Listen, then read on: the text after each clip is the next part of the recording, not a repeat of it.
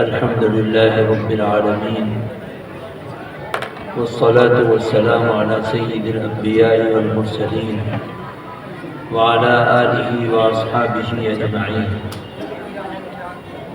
أما بعد فأعوذ بالله من الشيطان الرجيم. بسم الله الرحمن الرحيم.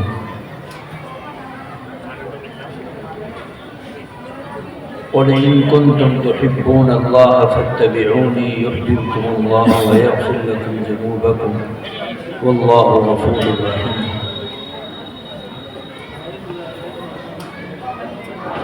بزرگوں، دوستوں، عزیز نوجوانوں،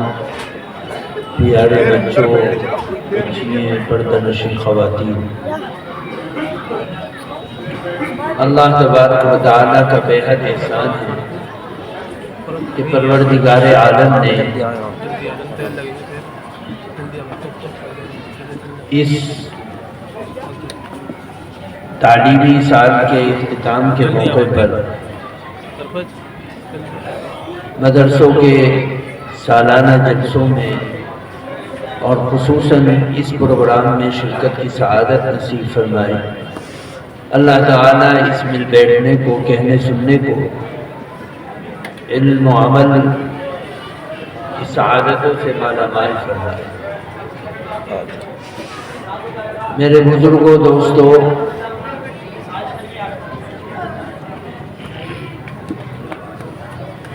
ایک آدمی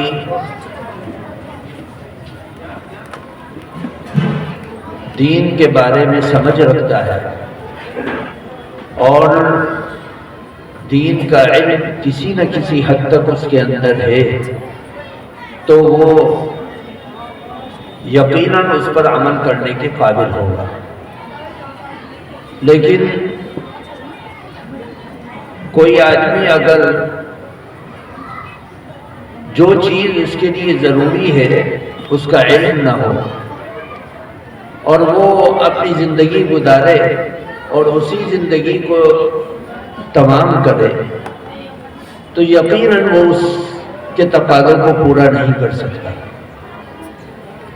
ہماری سبھی کی زندگی کے اندر ایک چیز ہے تجارت. چاہے ہم وہ کھیتی باڑی کر کے کریں یا دکان چلا کر کریں یا کارخانہ چلا کر کریں یا فیکٹری کھولیں، جس طریقے سے بھی ہم تجارت کر سکتے ہیں اس تجارت کے اصول و ضوابط کا اگر ہمیں پتہ نہیں ہے تو ہم اس کے حق کو ادا نہیں کر سکتے. اس لیے اس زمانے میں خاص طور سے بہت سے کورسز ایسے ہیں جو تجارت سے متعلق ہیں. انسان کو مینجمنٹ کا کورس کرایا جاتا ہے، انسان کو ایک سچے تجارت کرنے والے تاجر کو جس تجارت کے اندر وہ انٹرسٹ رکھتا ہے اس کو سکھانے کی بات کی جاتی ہے، اس کے کورس کرائے جاتے ہیں. ایک انسان کے لیے اپنے پروردگار سے تعلق کو قائم کرنا بے حد ضروری ہے. اگر پروردگار عالم سے اس کا تعلق قائم نہیں ہوگا تو وہ اپنے پروردگار کو پہچاننے کے اندر غلطی کرے گا اور وہ غلطی اس کو تباہی بربادی تک لے کر جائے گی. اس لیے کہا جاتا ہے کہ ایک مسلمان اپنے رب کے اوپر ایمان رکھتا ہے، نبی کے اوپر ایمان رکھتا ہے، نبی سے محبت کرتا ہے، اللہ سے محبت کرتا ہے، تو اس مسلمان کے لیے اپنے پروردگار کے اور اپنے نبی کے حقوق کو پہچاننا بے حد ضروری ہے. اگر وہ اپنے پروردگار کے حقوق کو نہیں پہچانے گا، اس کے تقاضوں کو نہیں پہچانے گا، اس کی عبادت کے طریقے کو نہیں پہچانے گا تو وہ انسان اپنے پروردگار کے حق کو بجا لانے کے اندر بہت کوتاہی کر بیٹھے گا اور ایک دن ایسا آئے گا کہ وہ گمراہ کہلائے گا کہ اپنے پروردگار کو نہیں پہچانتا ہے، نہیں جانتا ہے تو یہ گمراہ ہو گیا. اور کسی انسان کے لیے گمراہ ہونا یہ اس کی زندگی کی بہت بڑی خرابی کی بات ہے کہ یہ گمراہ ہو گیا. میرے دوستوں، بزرگوں، اللہ تعالیٰ نے مختلف وقتوں میں اپنے بندوں کو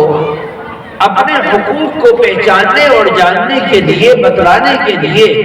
اپنی مختلف کتابیں اس دنیا میں اپنے نبیوں کے واسطے سے اتاری۔ وہ نبی آئے اور انہوں نے اپنی کتابوں کا تعارف پیش کیا، اپنے مشن کو پیش کیا، اپنے کام کو پیش کیا، محنت کی، لوگوں کے درمیان میں گئے اور لوگوں کو بتلایا، اور جو لوگ اللہ تعالیٰ کے تعلق سے ٹوٹ چکے تھے ان لوگوں کو اللہ سے جوڑنے کا کام کیا۔ چنانچہ ہر زمانے کے اندر بڑے چھوٹے انبیاء اور پیغمبر آئے اور انہوں نے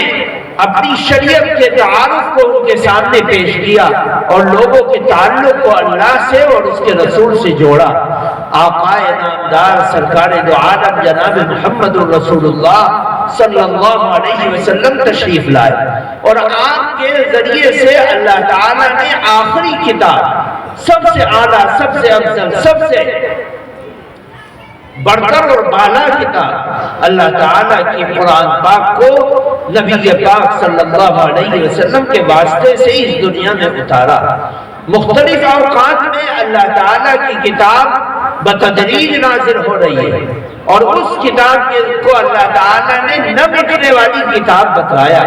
کہ اس کے اندر کوئی آدمی اپنی طرف سے زیادتی یا کمی نہیں کر سکتا، اور اگر کمی یا زیادتی کر بھی دے گا، جیسے مختلف زمانے میں خود آقا نامدار سرکار دو عالم جناب محمد الرسول اللہ صلی اللہ علیہ وسلم کے زمانے میں اللہ کے قرآن میں کمی زیادتی کرنے کی کوشش کرنے والوں نے اپنی حیثیت کے حساب سے، اپنی سمجھ اور عقل کے حساب سے کمی زیادتی کی، لیکن انہی کے لوگوں نے ان کو ریجیکٹ کر دیا اور ان کو دھتکار دیا، ان آیتوں کو، ان پیغامات کو، ان الفاظ کو، ان جملوں کو جو انہوں نے اس کے اندر بڑھا دیا تھا، انہی کے لوگوں نے ان کو نکال دیا۔ میرے دوستوں، بزرگوں، اللہ کا قرآن قیامت تک کے لیے برحق ہے اور سچا ہے، اور ساری انسانیت کی ہدایت کے لیے، رہنمائی کے لیے اللہ کا قرآن اس دنیا کے اندر قیامت تک عروج کے ساتھ، عظمت کے ساتھ، رفعت کے ساتھ، بلندی کے ساتھ انشاءاللہ باقی رہے گا۔ اس قرآن کے اندر اللہ تعالیٰ نے اپنے بندوں کو یہ بتلایا ہے کہ تمہاری زندگی کا مقصد کیا ہے، تمہارے رب کا مشن کیا ہے، تمہارے نبی کا مشن کیا ہے۔ اللہ تعالیٰ نے قرآن پاک کی مختلف آیتوں میں مختلف طریقوں سے، مختلف انداز سے اپنے بندوں کو بتلایا ہے، اور ان بندوں نے جو بھٹکے ہوئے لوگ تھے، انہوں نے جب قرآن کو پڑھا اور قرآن کو دیکھا، قرآن کو سیکھا، جن ایسے افراد جنہوں نے اللہ کی پرانی کتابیں توریت، زبور، انجیل اور مختلف ادوار کے اندر نبیوں کے ذریعے سے شریعت مطہرہ آئی، ان لوگوں نے ان کتابوں کو پڑھا تھا، لیکن جب قرآن ان کے سامنے آیا اور قرآن کو دیکھا، انہوں نے قرآن کو سمجھا، قرآن کو پڑھا، تو ان کی دل کی دنیا بدل گئی، اور انہوں نے ایک لیٹسٹ ورژن اور ایک لیٹسٹ پیغام اور لیٹسٹ میسج جو قرآن کی شکل میں آیا، جب ان کے سامنے، ان کی آنکھوں کے سامنے آیا اور انہوں نے پڑھا، تو ان کی عقلیں حیران رہ گئی کہ اللہ تعالیٰ اپنے بندوں کے اوپر کمالات، اپنے بندوں کے اوپر انعامات، اپنے بندوں کے اوپر سے اللہ تعالیٰ کی نعمتیں کس قدر ہیں۔ دل کی دنیا بدل گئی اور وہ ہدایت کے راستے پر چل پڑے۔ میرے دوستوں، بزرگوں، بڑے بڑے پاپی، بڑے جن کے دلوں کے اوپر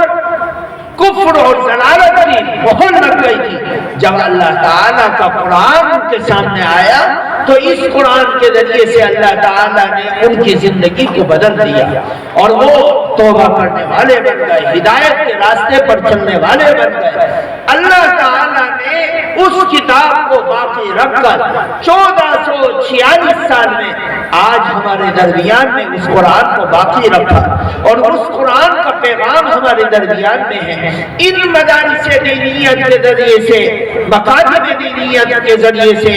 ان بچے اور بچیاں اس قرآن کو پڑھتے ہیں۔ جو اللہ تعالیٰ نے ہدایت کا ذریعہ بنایا کہ ساری دنیا کے اندر اگر ہدایت تلاش کرنی ہے تو آؤ قرآن کے ذریعے سے اس پیغام کو حاصل کرو اور ہدایت کو حاصل کرو. جس طرح ماضی کے زمانے میں پچھلے زمانوں میں قرآن لوگوں کی گمراہ لوگوں کی ہدایت کا ذریعہ بنا، آج تک بھی قرآن ان لوگوں کی ہدایت کا ذریعہ ہے جو راستے سے بھٹک چکے ہیں کہ آؤ اپنے رب کی منشا اور چاہت کو پہچانو، اپنے رسول کی چاہت کو پہچانو، اپنے پروردگار کی چاہت کو پہچانو.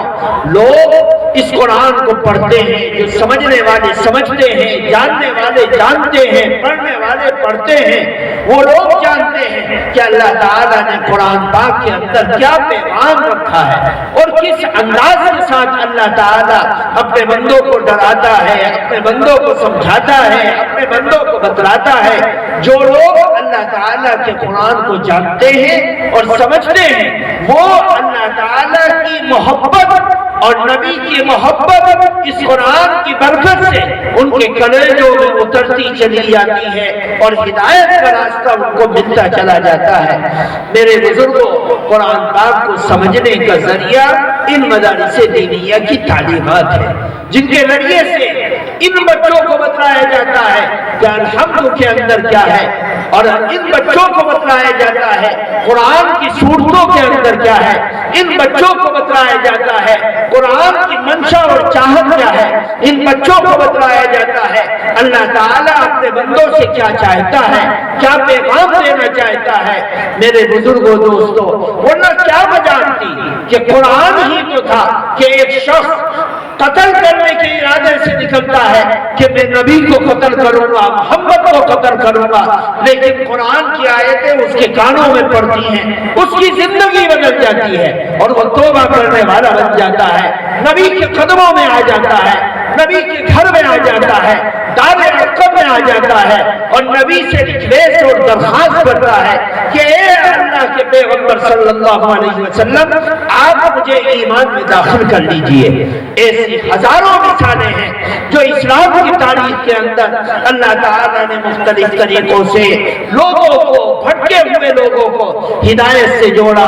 ایمان سے جوڑا، اعمال سے جوڑا، اسلام سے جوڑا اور وہ توبہ کرنے والے بن گئے. میرے بزرگوں، دوستوں، آج بھی ہدایت کا ذریعہ صرف اور صرف قرآن ہے. اس قرآن کو اگر ہم نے نکال دیا تو ہم ہدایت سے پھر سکتے ہیں اور ہمارے مقدر میں، ہماری تقدیر میں ضلالت و گمراہی آ سکتی ہے. اس لیے علماء دین اور دین کے جاننے والے قرآن سے امت مسلمہ کے بچوں کے رشتے کو جوڑنے کا کام کرتے ہیں کہ صرف ہدایت کا ذریعہ یہ قرآن ہے.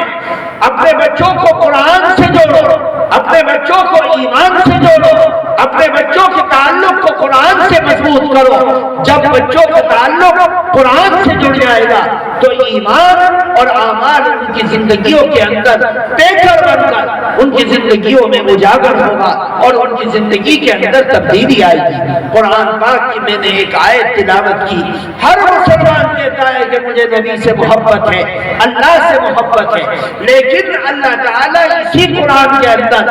اپنے بندوں کو، بھولے ہوئے، بھٹکے ہوئے، ایمان کا کلمہ پڑھنے والے بندوں کو جو ایمان سے اپنے تعلق کو جوڑتے ہیں، ان کو اللہ تعالیٰ بڑے اچھے انداز میں سمجھا کر دیتا ہے کہ اے ایمان والو، تم چاہے اہل کتاب میں سے ہو، چاہے یہودیوں میں سے ہو، چاہے عیسائیوں میں سے ہو، چاہے مسلمانوں میں سے ہو، آؤ ایک بات کو اپنے دل میں رکھو کہ اگر تم اللہ سے محبت کرتے ہو اور اللہ تم سے محبت کرتا ہے اور تمہارا یہ دعویٰ ہے تو اے ایمان والو، تم اللہ کے رسول صلی اللہ علیہ وسلم، جن کا نام نامی اس میں گرامی محمد صلی اللہ علیہ وسلم ہے، ان کی اتباع کرو. اگر تم اللہ کے رسول صلی اللہ علیہ وسلم کی اتباع کرو گے، اس اتباع کے اندر ہی تمہاری ہدایت ہے کہ تم نبی کی اتباع کر رہے ہو. اعمال کے اندر، سوچ کے اندر، فکر کے اندر، لباس کے اندر، چہرے کے اندر، اخلاق کے اندر، معاملات کے اندر، اپنی زندگی کے ایک ایک پہلو کے اندر نبی کی اتباع کرو گے تو اللہ تعالیٰ اس اتباع کی برکت سے تم سے محبت کرنے والا بن جائے گا۔ اللہ خود محبت کرے گا، اور حدیث پاک میں آتا ہے اللہ تعالیٰ جب کسی سے محبت کرتا ہے تو فرشتوں کی جماعت کو بلاتا ہے کہ دیکھو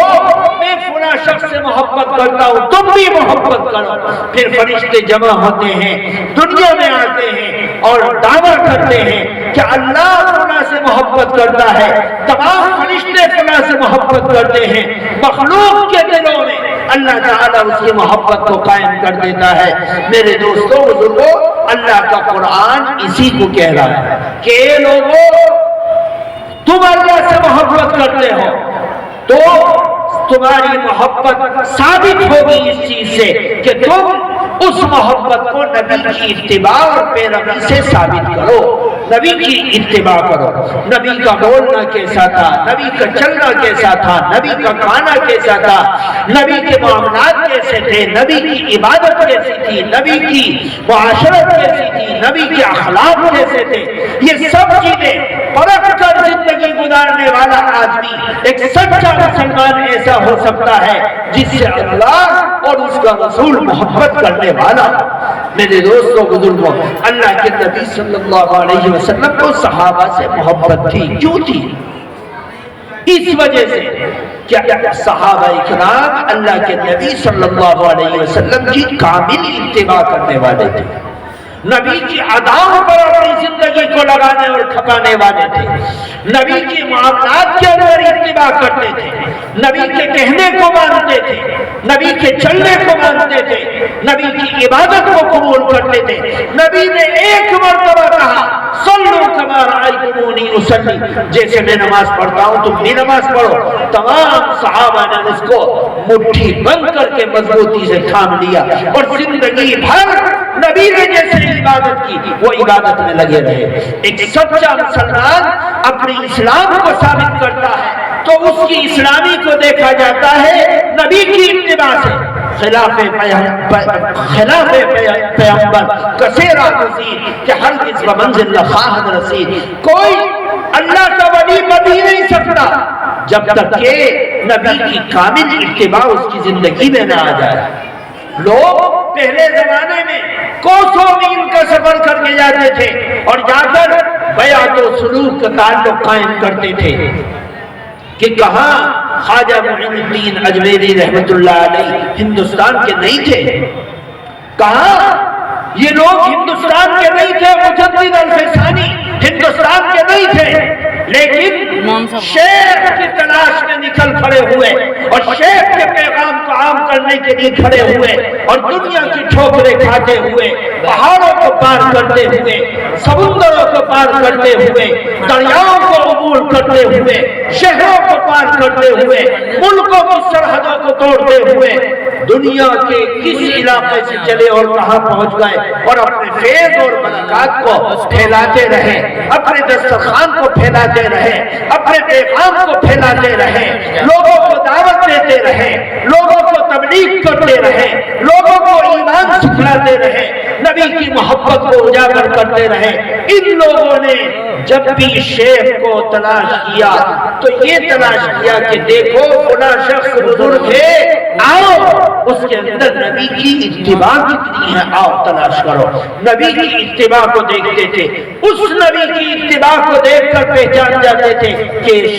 یہ کامل اللہ کا ولی ہے، کہ اس کے اندر کامل نبی کی محبت ہے، نبی کی اتباع ہے، نبی کی پیروی ہے، اس کا چلنا، اس کا بولنا، اس کا کھانا، اس کا پینا، اس کا لباس، اس کی نگاہیں، اس کی آواز، اس کی بول، اس کا سب کچھ نبی سے میل کھاتا ہے، اس لیے یہ اللہ کا ولی ہے۔ میرے بزرگوں، ان لوگوں نے ان کے ہاتھوں میں اپنا ہاتھ دیا، وہ توبہ کیا، استغفار کیا اور زندگی کو کروٹ دے دی۔